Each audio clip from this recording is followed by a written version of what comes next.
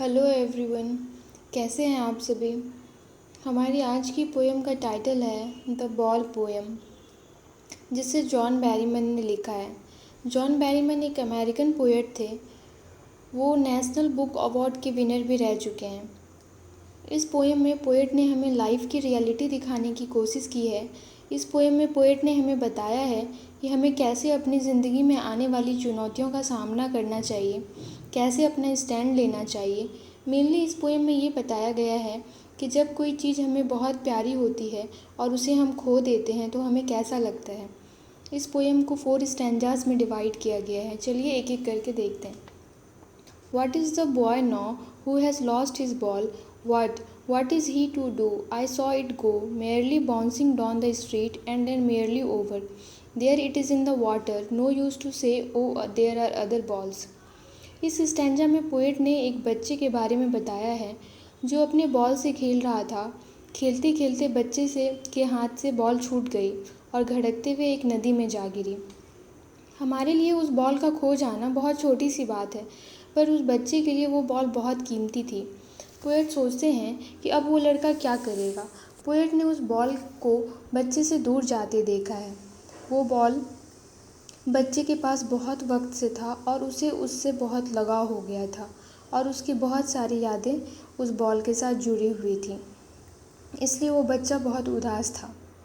अब second stanza में poet ने कहा है, An ultimate shaking grief fixes the boy as he stands rigid, trembling, staring down all his young days into the harbor where his ball went. I would not intrude on him a dime, another ball is worthless.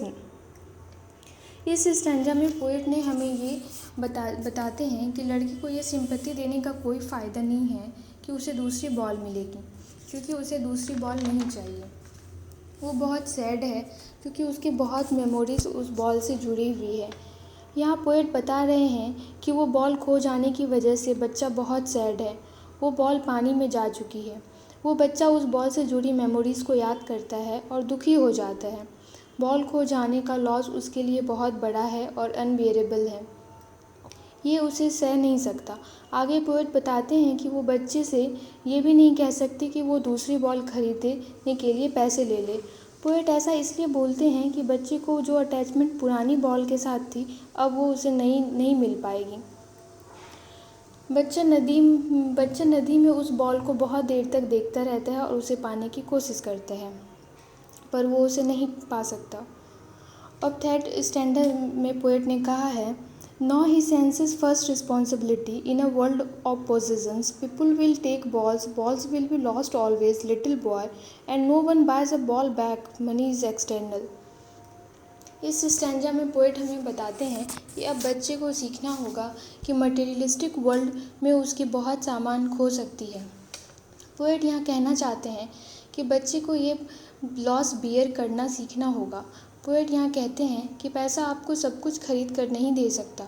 आप पैसों से कभी कोई भी चीज़ खरीद सकते हैं, पर आप उससे जुड़ी मेमोरीज़ को नहीं खरीद सकते। इसलिए बच्चे को उस लॉस को भूल जाना होगा।